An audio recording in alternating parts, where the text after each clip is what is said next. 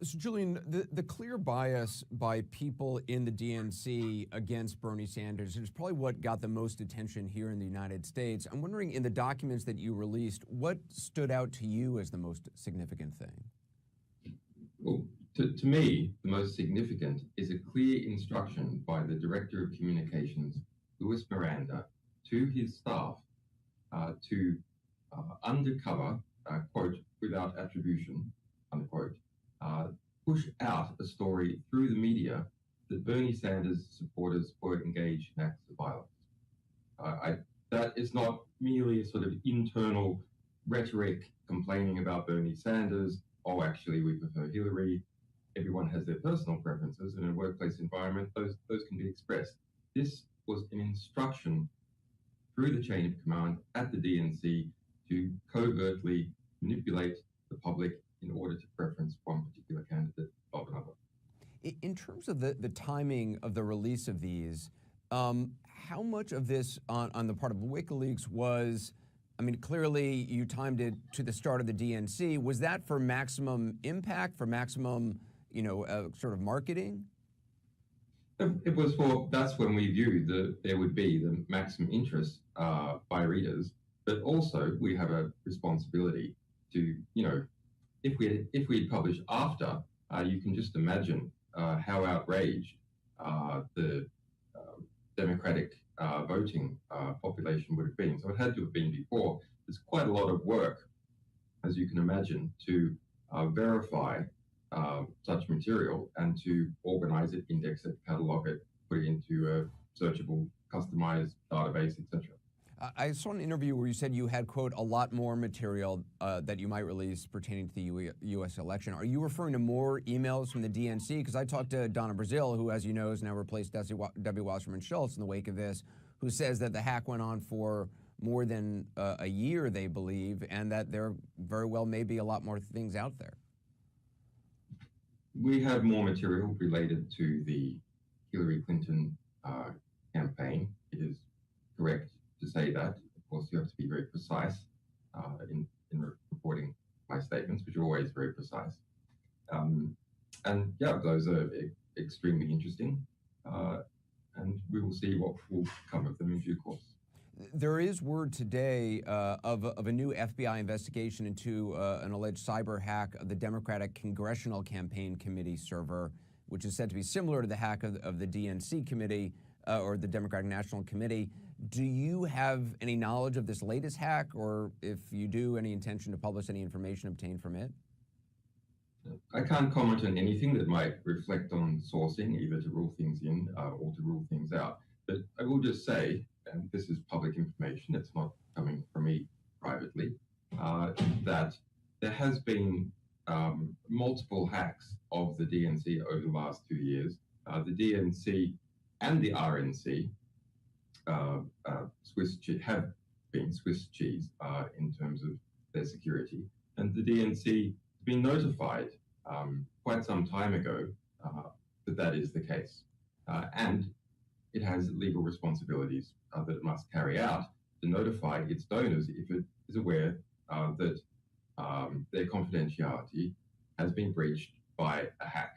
Now, the emails that we published are a separate question to the various hacks that occurred to the DNC. We have not connected those emails to a hack of the DNC, and no one else has connected them. There's other documents that are published by the Hill, the Smoking Gun, and Gawker that have been connected to the hack.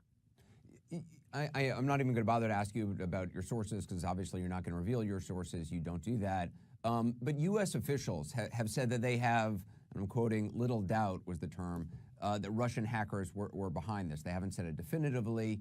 Do you know, again, I'm not asking you who did it, but do you know who did the hacking of the DNC server that got you the information? Do you know who provided you with these emails?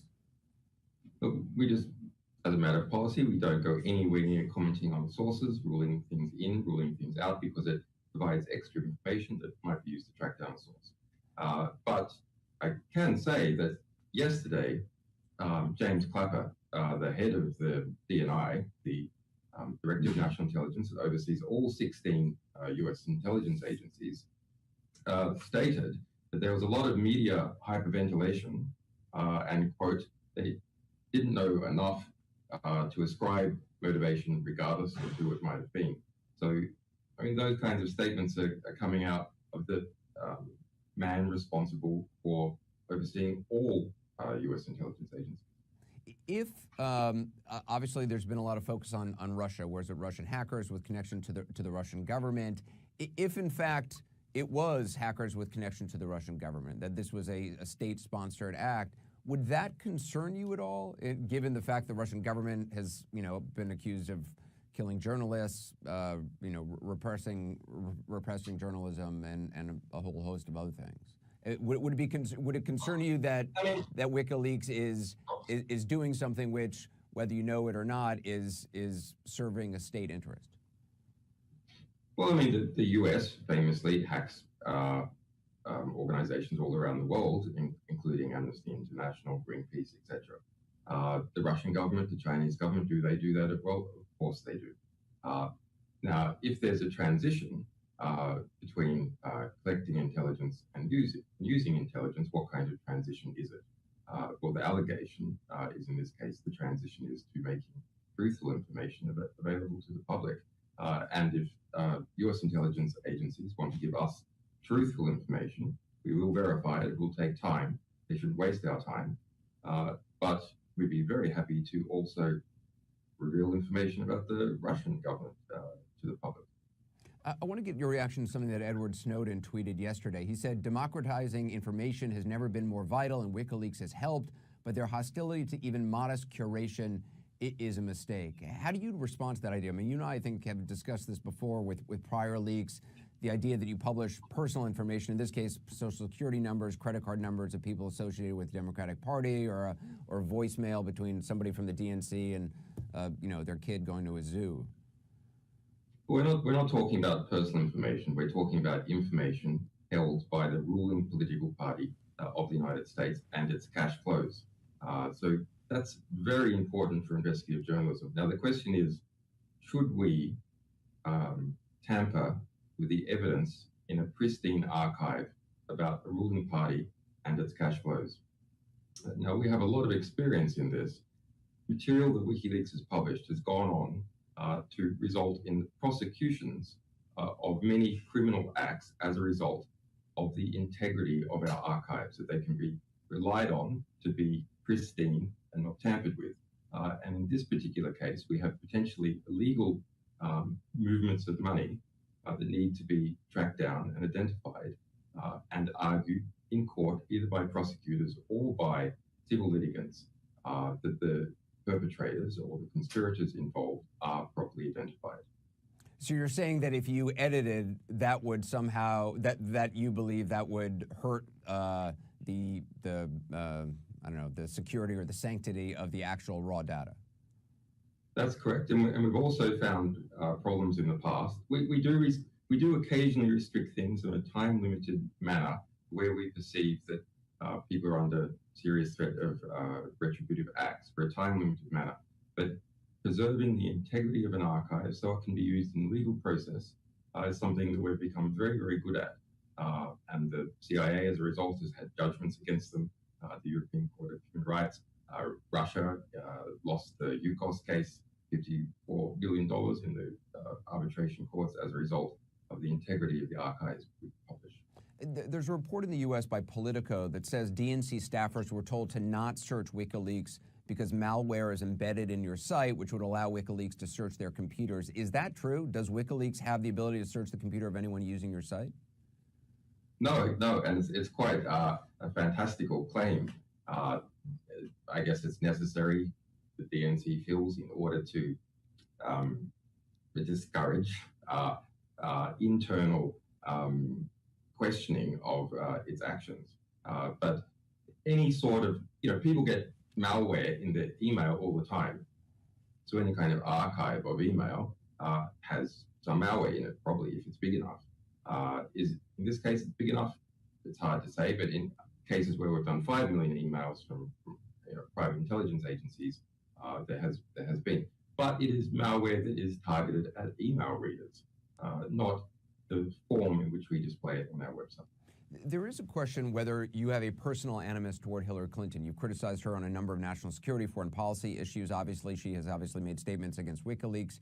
You gave an interview to the British network ITV back in June. You suggested that you're more concerned about Clinton, at least in terms of press freedom, than Donald Trump. Do you stand by that? Is this based on a personal animus? It is false reporting. You can go back and look at that ITV interview. I never said that I wanted to harm Hillary Clinton, anything like that. It was the presenter that used that word, and the New York Times has picked its candidate in this race, and so it distorts the facts in order to try and get its candidate up. WikiLeaks has foundational documents. Those foundational documents say that we accept materials of diplomatic, legal, ethical, or historical significance that haven't been published before and are under some kind of censorship threat. This is a case that meets that. Back in 2009, we did the same thing to Republican Senator Norm Coleman's campaign. So that's 8 years of the same result. You mentioned earlier, and I should have followed up on it, you mentioned the RNC, their systems also are vulnerable. Have you seen information on the RNC, and would you publish it if you had it? Well, I'm making that statement because a number of security experts have made that statement, but also because a couple of months ago, the DNI came out and said that there have been numerous attacks on both the RNC and the DNC with a range of motivations, from philosophical, political opposition by individuals to espionage. So in the U.S., when the Clinton campaign comes out and says, well, look, we believe Russia is behind this, experts say this, or Jake Tapper pressed them for examples of experts, they didn't actually name any, but there is this sort of drumbeat of belief that Russia is behind this and their investigation's obviously ongoing. Do you think that is just, what does that say to you, that they're blaming Russia? I mean, it's great material. It's a great scoop that many journalists are going through and producing great investigative results. Obviously, there's a need to try and distract from the seriousness of that. There's been protests and walkouts at the DNC because of what's happened. Debbie Weissman-Schultz has resigned.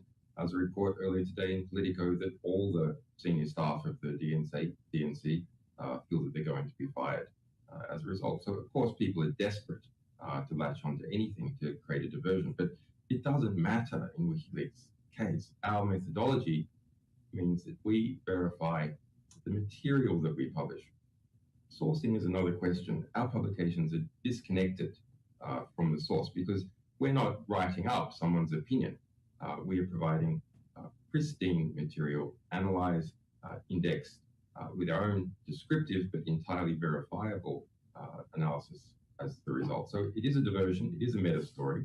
It's an interesting meta story. Every claim in the press should be checked out. But it is a meta story. And to those in, right now, obviously you're still at the Ecuadorian embassy in London. You've been there, I think, now for 4 years, avoiding extradition to Sweden, possibly even the United States. To Americans watching right now who agree with the U.S. government or who are angry that you published this information right before the Democratic National Convention, what is your argument? What do you say to them? That they feel you're interfering in the U.S. elections? No, I think that is a fair question. WikiLeaks is an organization that has a lot of people in it. It's a publisher that's been going a long time. We're entirely funded by the public, by our readers. Unlike billionaire-funded foundations or Rockefeller or organizations funded by the USAID or organizations like Russia Today, we are funded by the public. We have a number of Americans that work for our organization. So, most of our readers and most of our donors are in the public in the United States. So we have a connection to the United States.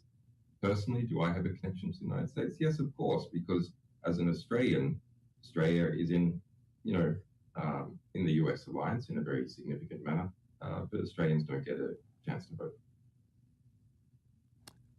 So, so to the question of anger that you're interfering in the U.S. election, you say this is that your readers are American and therefore it's okay?